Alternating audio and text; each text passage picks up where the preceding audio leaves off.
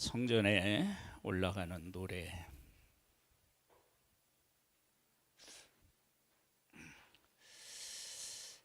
계속해서 말씀을 드리지만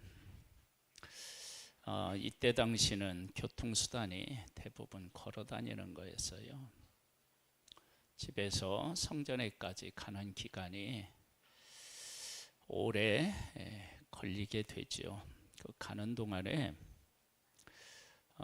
노래를 부르면서 고백을 합니다. 근데 이 고백들이 참 그 귀하고 의미가 있어요. 128편은 이렇게 고백되어져 있습니다. 여호와를 경외하며 그 길을 걷는 자마다 복이 있도다. 네가 네 손이 수고한 대로 먹을 것이라 네가 복되고 형통하리로다. 하나님을 경외하면서 그 길을 걷는 자가 복이 있다. 그 길을 걷는다는 것은 말씀을 따라 살아간다는 거예요. 그러면 복이 있는데 수고한 대로 먹을 것이래요. 그러니까 지금 내가 성전으로 제사를 드리러 가면서 가장 하나님을 경외하고 하나님이 원하는 길을 가는 것의 출발점은 어디에서부터 출발하느냐? 제사로부터 출발하는 거예요.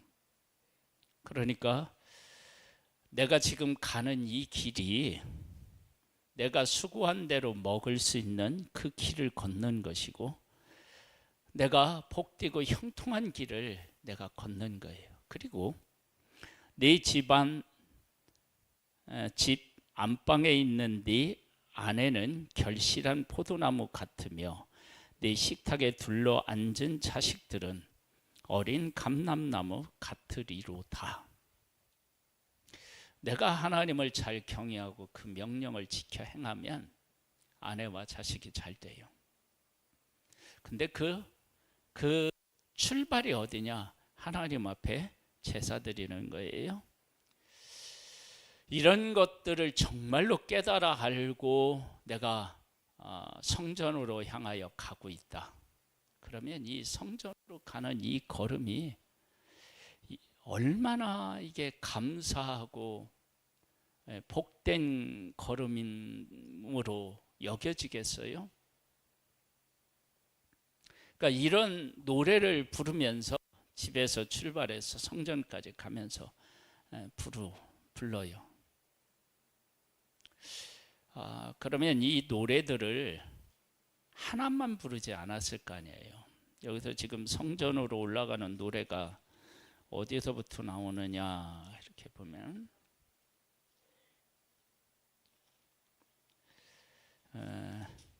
120편부터 나오는데요. 지금 28편이니까 이것만 하더라도 몇 편이에요? 18이 돼요. 19이 돼요. 19. 예? 9이구나. 9. 이런 노래를 반복해서 부른다고 생각해 보세요. 그럼 얼마나 이 길이 감사한 길이겠어요. 그 다음 볼까요? 여호와를 경외하는 자가 이같이 복을 얻으리로다. 여호와께서 시온에서 네게 복을 주실지어다. 너는 평생에 예루살렘의 번영을 보며 네 자식의 자식을 볼지어다. 이스라엘에게 평강이 있을지어다. 아멘. 예루살렘의 번영을 본대요. 여러분, 내가 지금 어디로 향하고 있어요? 예루살렘으로 향하고 있어요. 예루살렘 성전을 향하고 있는데 그 예루살렘 성전이 번성한다라고 얘기하는 것은 하나님의 백성들이 하나님을 경외하고 하나님이 주신 복을 받아 누리고 그것이 신앙 고백되어져서 예루살렘이 하나님이 거하시는 처소, 하나님과 우리가 만나는 곳, 이런 인식이 하나님의 백성들 가운데 자리하고 있기 때문인 거예요. 그러니까 지금 성전을 향하여 가면서 노래 부르면서 예루살렘의 번영을 본다. 그럴 때 내가 지금 이 가는 걸음이 내가 수고한 대로 먹는 것뿐만 아니라 우리의 가족뿐만 아니라 이 예루살렘의 번영을 보고 또 내 자식의 자식을 보는 그런 걸음이구나. 우리가 하나님 앞에 예배드리러 오면서 우리도 이런 노래를 좀 부르면 AI한테 128편을 주고 그걸 한번 만들어 보라고 하면 뚝딱 만들어 주거든요. 금방 만들어줘요.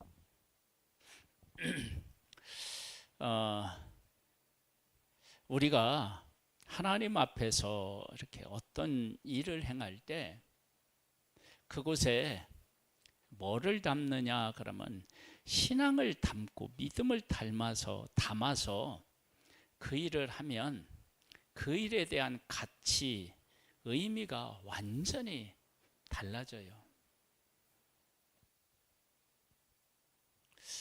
우리가 이제 열심히 일해서 돈을 벌어서 10의 1조 헌금을 하나님 앞에 드린다. 그때 10의 1조 헌금은 10개 중에 하나라고 하는 개념이 아닙니다.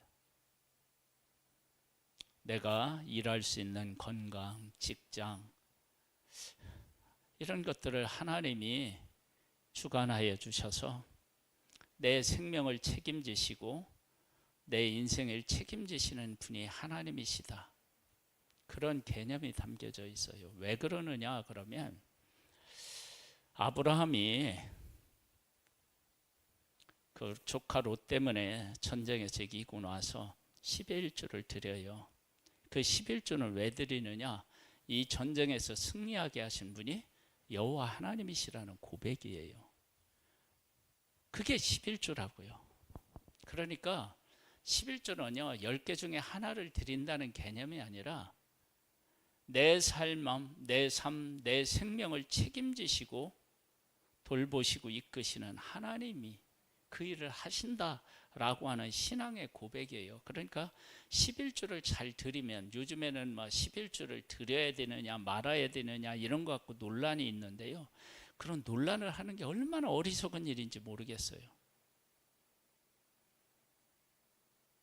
그러니까 내 생명과 내 삶을 책임지시는 분이 하나님이시라는 고백으로 11조를 드리면 그 11조 드리는 게 얼마나 감사하겠어요. 왜? 하나님이 나와 함께 하시는 것을 내가 경험하고 그 하나님을 고백하니까요.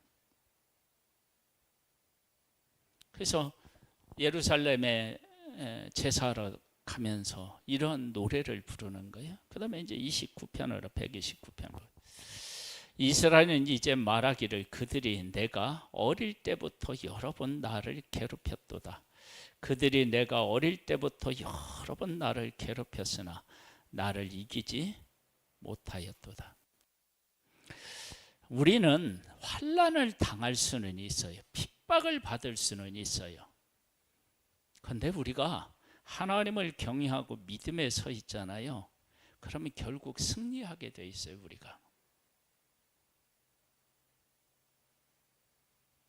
우리가 신앙을 떠났기 때문에 패할 수는 있어도 믿음을 지키면서 패할 수는 없어요.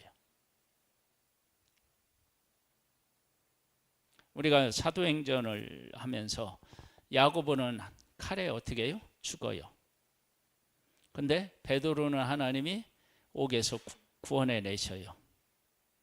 그 이야기는 야고보는 생명을 바쳐 나를 섬긴 것을 하나님이 받으시고, 그러니까 사람들이 어떻게 생각하느냐? 헤롯이 예수 믿는 사람을 죽일 수 있구나. 그 정점에 헤롯이 있는 것 같았는데, 그렇게 사람들이 인식했는데 베드로를 옥에서 이끌어내시니까 죽고 사는 것이 헤롯의 손에 달려 있는 게 아니라 누구의 손에 달려 있다는 거예요? 하나님의 손에. 그래서 한 사람은 죽게 하고 한 사람은 하나님이 살리신 거예요.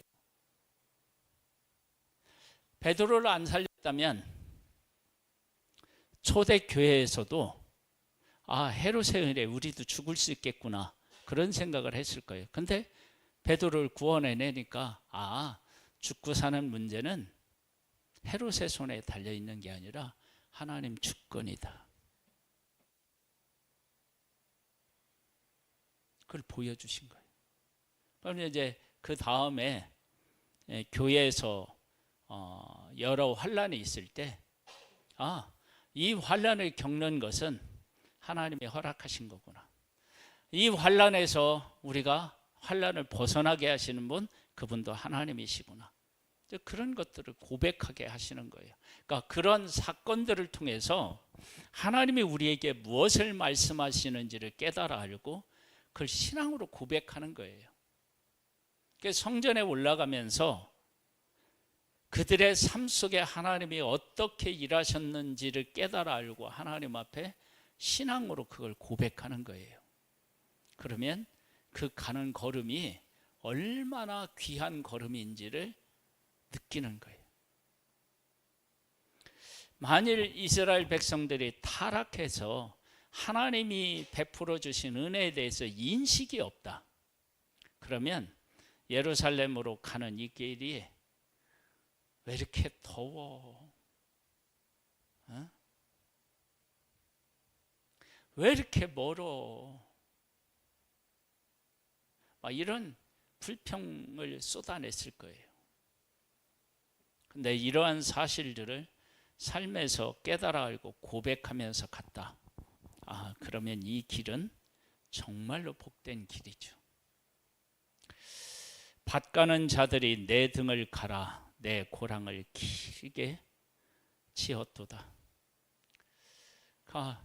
나를 그렇게 괴롭힌 거예요. 그런데 날 이기지는 못해요.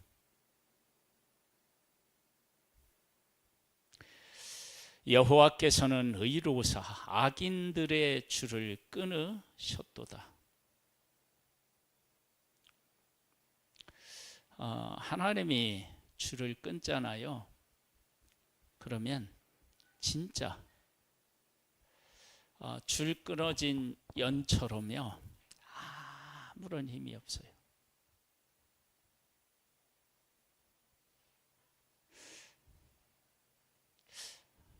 지금 우리나라가 여러 가지 일들을 경험하고 있잖아요.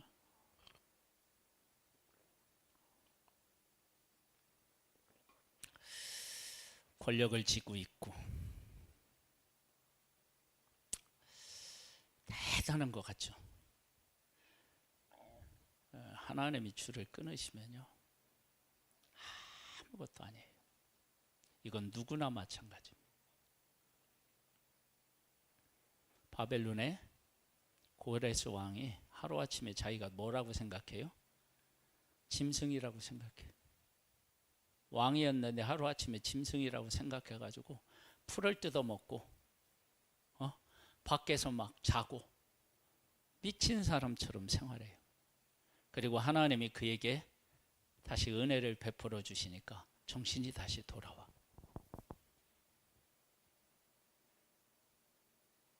사람이 대단한 것 같죠? 아니요, 아무것도 아니에요. 어떤 사람은 정말로 담대한 것 같죠?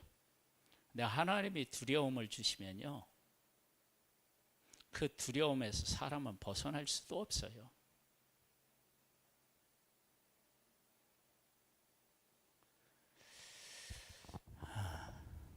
무릇 시온을 미워하는 자들은 수치를 당하여 물러갈지어다. 하나님하고 관련되어 있는 것들, 하나님하고 연결되어 있는 것들, 이런 것들을 미워한다. 그러면 그 사람은 반드시 수치를 당하는 날이 옵니다. 그들은 지붕의 풀과 같을지어다. 그것은 자라기 전에 마르는 것이다. 여러분, 지붕 위에 풀 납니다. 우리도 옛날에 지붕이 볏짚으로 이렇게 해서 초가집 그런 지붕이었는데, 그 초가지붕에서 잘 되는 게 뭐냐면 박입니다. 박. 그 박은 항상 지붕 위에다 올려놓으면,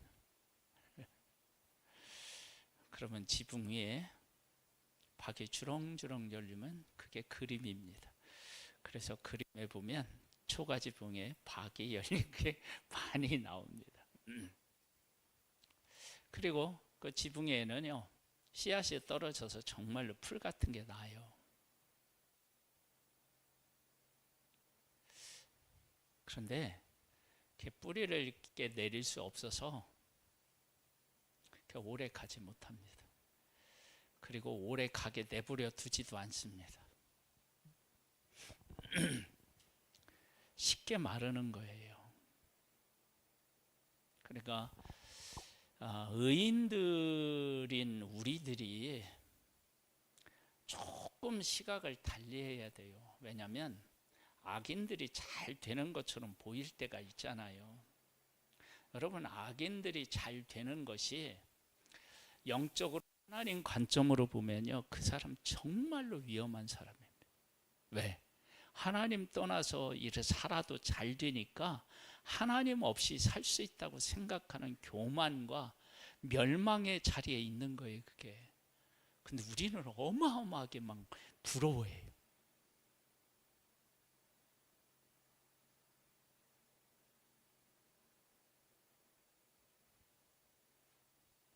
여러분, 예수 안 믿고 잘 돼봐요.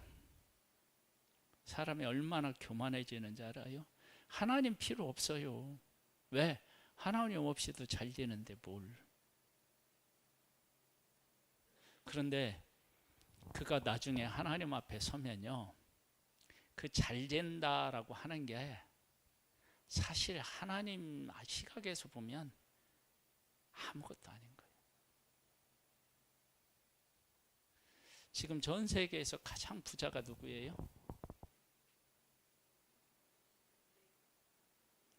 빌 게이츠 아니에요. 에? 에? 아니야. 그 사람들은 게임도 안 돼. 지금 한참 막 뜨는 사람 있잖아요. 우주선도 하고 하는 사람.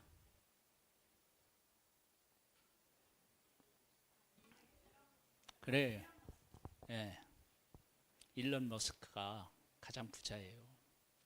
그 사람 재산은 얼마인지 잘 몰라요, 사실은.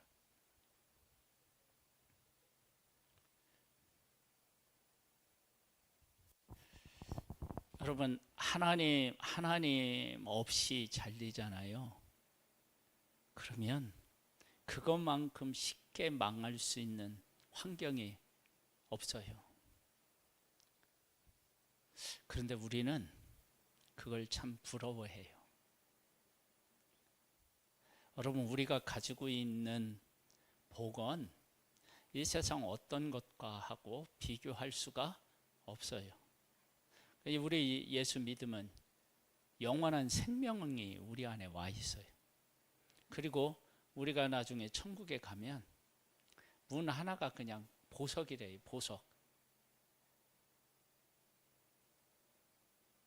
길이 뭐예요? 황금이래요.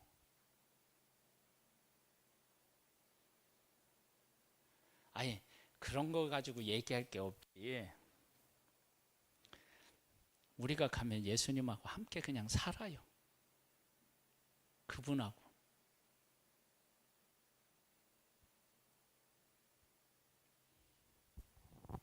고린도서 13장에 보면 그때는 어떻게 해요? 얼굴과 얼굴을 볼 것이요, 그래요. 거기는 시간으로부터도 자유하고 돈으로부터도 자유하고, 예신묘교에 보면 부부 싸움이 없고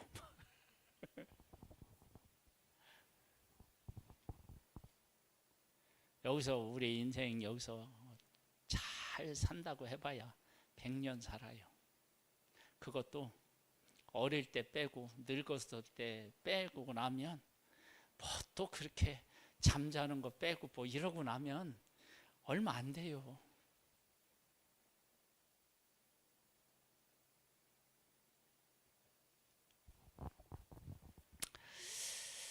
그들은 지붕의 풀과 같을지어다.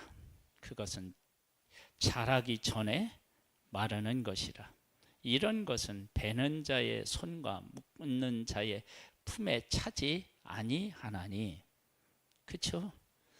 지붕에 있는 풀을 베가지고 뭐 어디에 쓰겠습니까? 지나가는 자들도 여호와의 복이 너희에게 있을지어다 하거나 우리가 여호와의 이름으로 너희에게 축복한다 하지 아니하느니라. 하나님의 이름으로 복을 받지 못하는 사람은 그건 아무것도 아닌 거예요.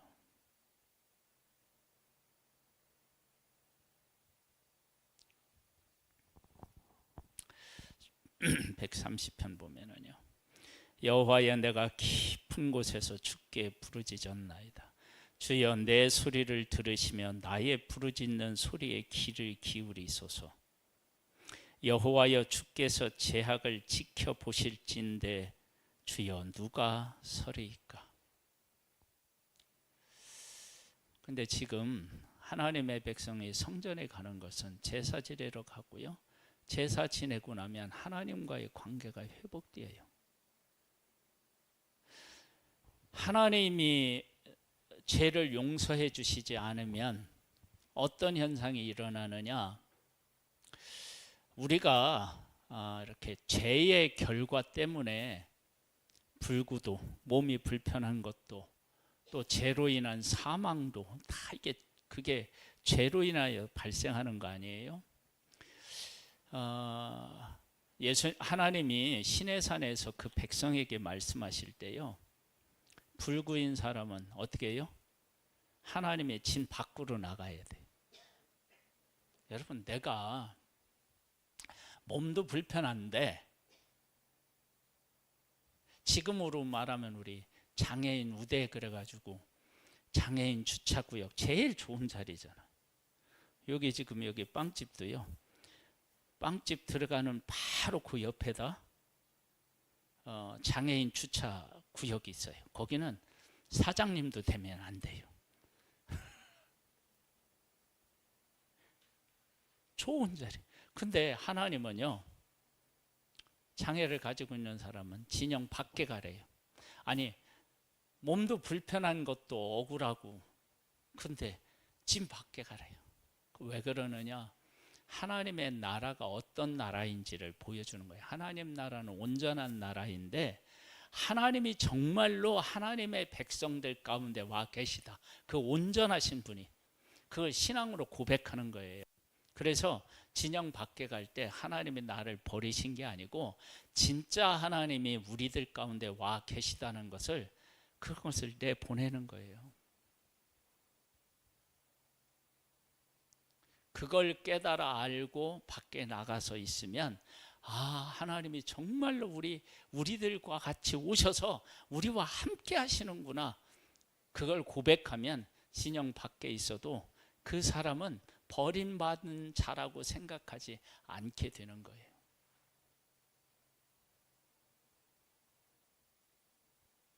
예수님이 이 땅에 오셔서요, 접촉하지 말아야 될 사람들 다 접촉합니다.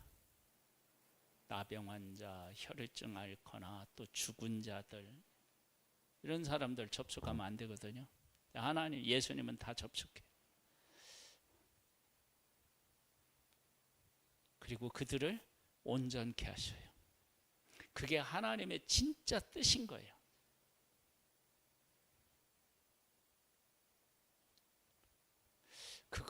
그것을 구약에 있는 하나님의 백성이 깨달아 알았다. 그러면 진영 밖에 가는 것이 버림받은 것의 의미가 아니라 하나님이 하나님의 백성들 가운데 함께 와 계시다라고 하는 것의 고백이에요. 완전히 다르죠, 고백이. 왜냐? 성소를 짓고 그 지성소에 하나님이 어떻게 해요? 임재하신다는 상징이 지성소예요. 근데 그 지성소에 하나님이 임재하시는 거기만 계시는 게 아니라 하나님의 백성들 가운데 하나님이 내려오셔서 함께 하신다는 거예요. 근데 그 함께 하시는 하나님은 온전하신 분이시니까 그 온전하신 하나님과 동행하려면 우리도 온전해야 되는 거예요. 그것이 진영 밖으로 보낸 그 의미예요.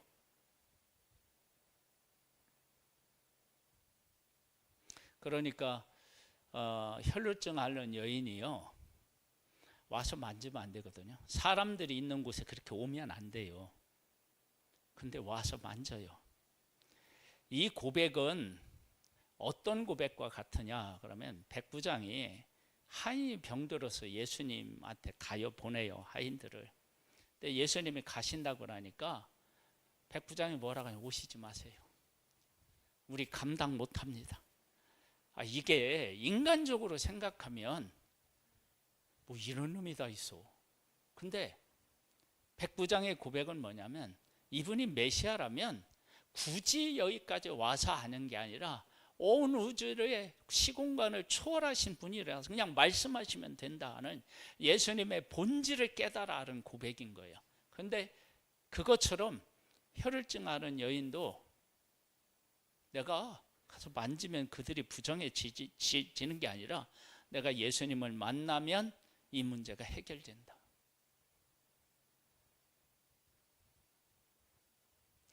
우리가 이런 본질적인 것들을 하나님 안에서 깨달으면요, 송명희 씨와 같은 고백을 하는 거야. 나 가진 재물 없고, 그 다음에 뭐예요?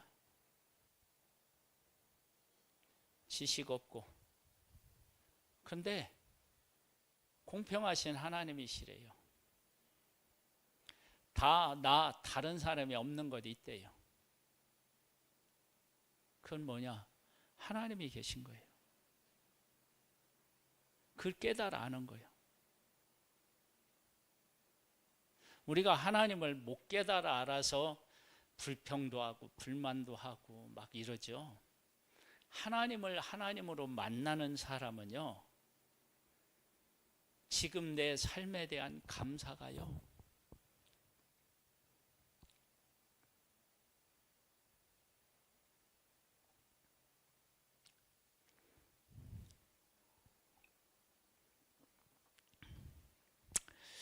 아이고, 물을 마시셔서 감사합니다.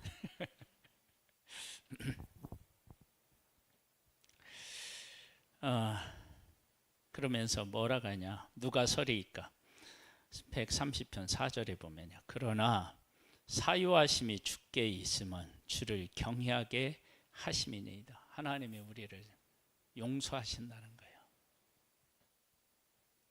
그 용서, 왜 용서를 하시느냐? 하나님이 어떤 하나님이신지를 깨달아 알고 그 하나님을 경외하는 거예요. 그 하나님을 믿고 의지하는 거예요. 나 곧 내 영혼은 여호와를 기다리며. 누구를 기다리느냐? 여호와를 기다려요. 나는 주의 말씀을 바라는도다. 하나님을 기다리고 하나님의 말씀을 바라보고.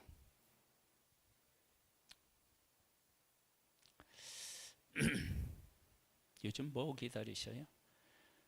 쿠팡 물건 기다리시나요?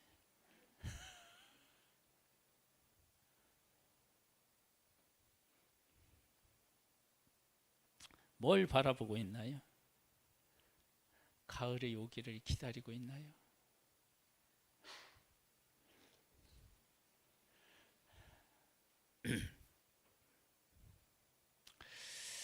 파수꾼의 아침을 기다림보다 내 영혼의 주를 더 기다리나니 참으로 파수꾼의 아침을 기다림보다 더하도다.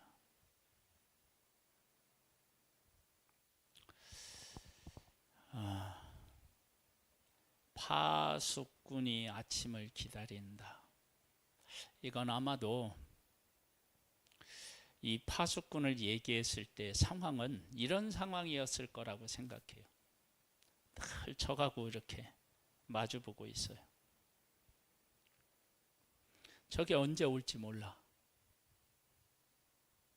그러는 가운데 내가 보초를 서고 있는 거예요. 내가 저걸 어떻게 보고하느냐에 따라 이 성의 사람들의 생명이 달려 있어. 그리고 아침이 되면 그 임무를 잘 마쳤어.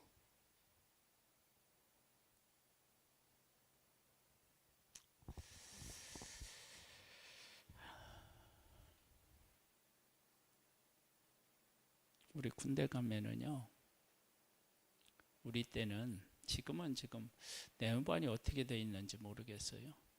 가운데 통로가 있고요, 양쪽에 이제 마루가 있어요. 그러면 마루를 향하여 머리가 돼 있어요. 머리를 그렇게 하고 자야 돼. 이렇게. 제가 듣기로는요, 처음에는 저 관물대 이렇게 저기 통로가 발일이 있게 하고 저쪽으로 간첩이 와서 우리 병사들의 발목을 잘랐대. 그래갖고 이 발이 이렇게 바뀌었대. 에?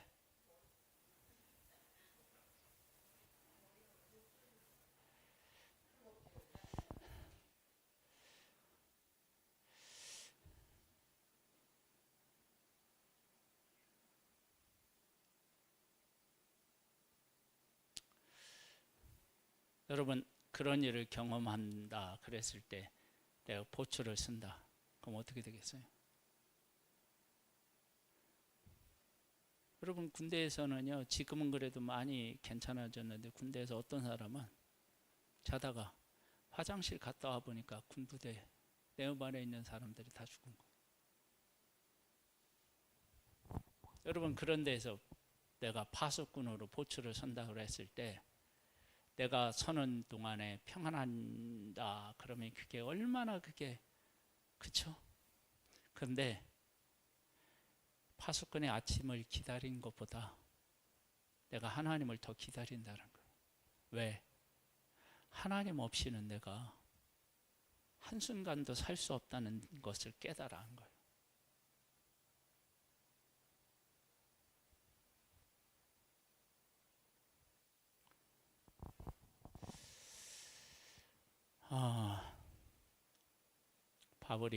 다윗이 사울에게 쫓겨 도망다니면서 여호와는 나의 반석이시오 산성이시오 요새시오 그래요. 이 고백이 어떻게 해서 나왔느냐? 도망다니다가 바위 뒤에 숨은 거예요. 굴에 숨으듯이 산성으로 피한 거예요. 그랬는데 내가 바위 뒤에 숨은 게 아니라 하나님이 나를 바위가 되셔서 보호하셨구나.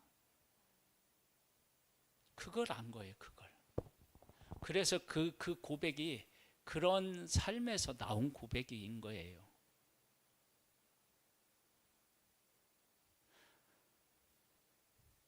사울이 화살을 썼어요. 바위에 숨었더니 바위에 맞고 자기에게 미치지 못했어요. 근데 그게 바위가 나를 보호해 준 게 아니라 하나님이 보호해 주셨구나. 그걸 깨달아는 거예요.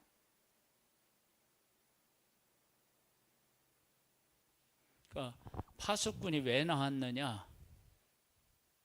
하나님이 나를 지키시지 않으면 파수꾼이 깨어 있는 게 뭐예요? 헛된 거예요.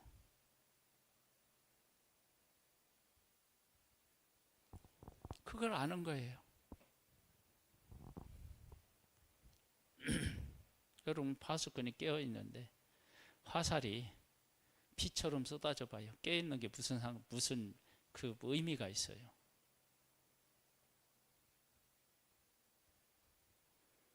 그러니까 성전에 올라가면서 하나님이 우리가 제사를 지내면 하나님 우리 죄를 용서해 주시지. 그리고 하나님이 우리와 함께 계셔야 우리가 보호를 받고 우리가 인도함을 받지. 이런 것을 성전에 올라가고 성전에서 제사 지내고 오면서 하나님 앞에서 이런 노래를 부르는 거야. 그러면 그 걸음이 이런 것들에 대한 고백이 없는 걸음하고는 완전히 다를 거 아니에요.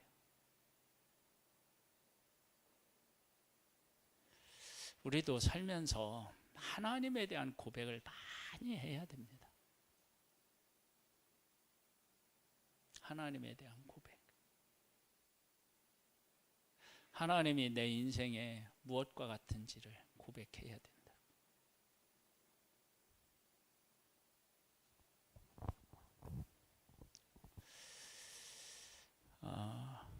앞으로 지금 AI 시대가 됐는데요. AI 시대에 조심해야 될 것, 뭘 조심해야 되나요?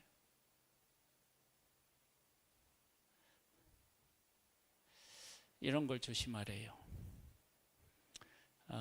뭐냐면은 내 신분증에 들어가는 사진 A하고 공유하지 말래요. 내가 은행 거래하는 거에 대한 계좌 뭐 이런 거 있죠. 그런 거 AI하고 공유하지 말래요. 그러니까 내가 지켜야 될 필요가 있는 것들 있죠. 그건 AI하고 담을 쌓라는 거예요. 그 부분에 대해서. 무슨 말인지 이해가 되시죠? 왜냐하면 그걸 공유해버리면 애가 삐까득하면 이상하게 되면 그게 하루아침에 털리는 거예요. 왜냐하면 걔는 기계니까. 오류가 생겨버리면 그리고 학습되어 버리면 만약에 내가 계속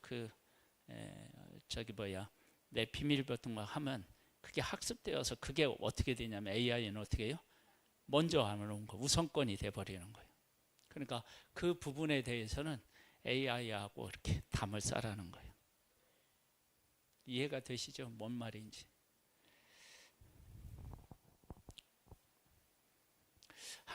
하나님하고 우리가 이렇게 살고 있는데 하나님이 우리의 삶에서 이렇게 자꾸 이렇게 고백되어져야 돼요. 그래서 보세요. 지붕에 풀이 나요. 네. 악인이 저렇다. 여러분 생각해 보세요. 물이 이렇게 이런 데서 이렇게 이렇게 흙 없는 데서 이렇게 풀이 나는 걸 보고 악인이 저렇지. 그런 생각 해보셨어요? 아니 지금 여기 그 얘기잖아요. 그러니까 이런 고백들이 왜 나오느냐 하면 살면서 하나님에 대한 묵상, 악인에 대한 것들을 이렇게 생각하다가 어느 날 보니까 잘 자라는 것 같더니 지붕 위에 풀이 말라버렸어. 악인이 아무리 잘 돼도 금방 망한다.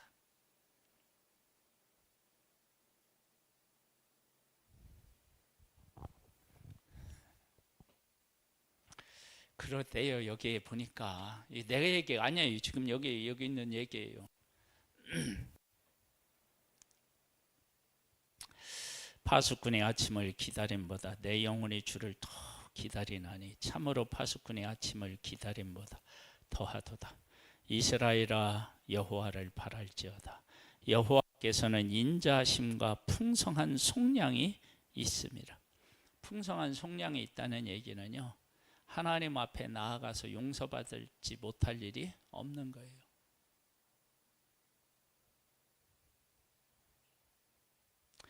그가 이스라엘을 그의 모든 죄악에서 어떻게 해요? 속량하시리로다. 할렐루야. 하나님 앞에 제사 드리러 가면서 하나님이 우리 모든 사람을, 우리 민족 모든 사람을 용서해 주시는 하나님이시지. 그 대표적인 예가 뭐예요?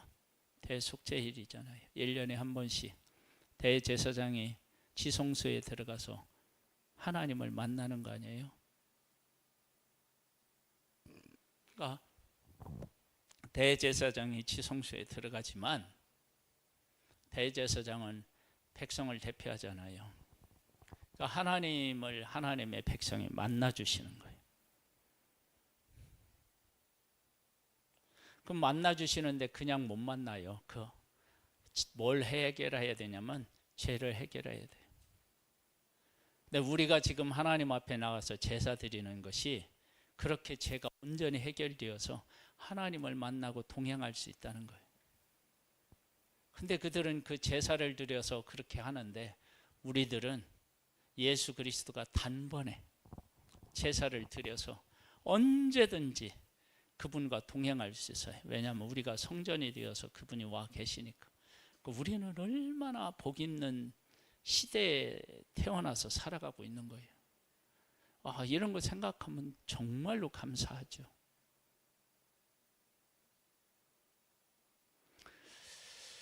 우리도 예배 올 때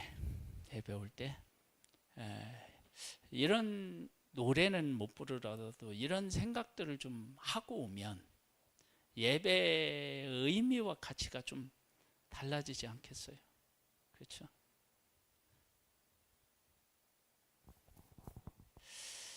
예배 올 때 남편이 오는데 자식이 오는데 어떻게 해야 되나 그런 생각만 하지 말고 그런 일들은 미리 가족하고 다 얘기를 해놓고 교회 오면서 하나님을 내가 만나고 하나님 앞에 예배하고 내 삶에서 오셔서 하신 일들을 묵상하고, 그렇죠? 이렇게 오면 이 예배가 달라지겠죠? 네. 자, 찬양을 드리겠습니다. 436장입니다.